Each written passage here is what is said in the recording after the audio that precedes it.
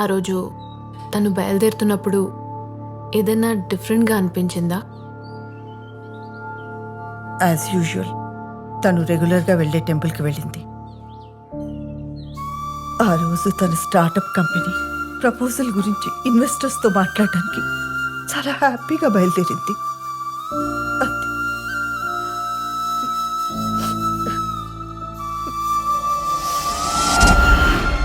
Sticker gum అంటే కొత్త helmet.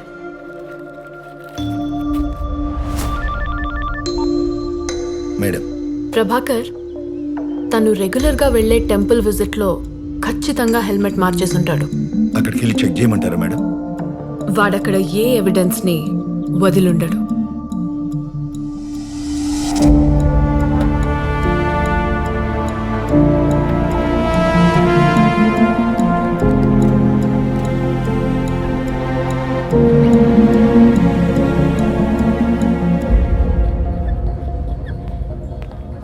Hi. Hello ma'am. Swapna ఎలా ఉంది? పర్లేదమ్మా. మీరు ఏదో మాట్లాడాలన్నారు.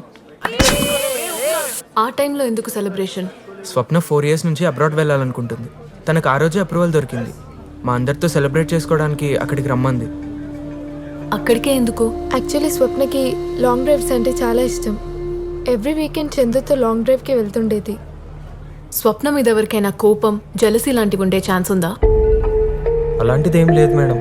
తనని ఎవరైనా ఫాలో అయ్యారని స్వప్న ఎప్పుడైనా చెప్పిందా? చెప్పినట్టు గుర్తుందా? అది యాక్సిడెంట్ కాదా? చెప్తాను. ప్రస్తుతానికి ఈ విషయం ఎవరితో డిస్కస్ చేయకండి. ఒకసారి ఫోటో చూపించండి.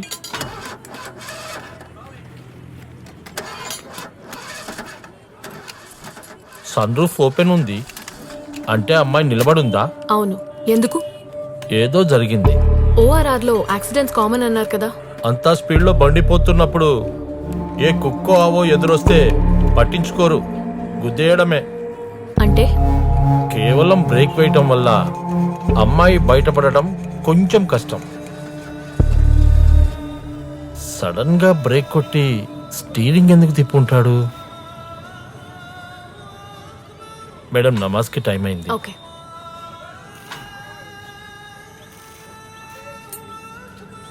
ఓఆర్ఆర్లో యాక్సిడెంట్ ఎలా క్రియేట్ చేస్తుంటాడు?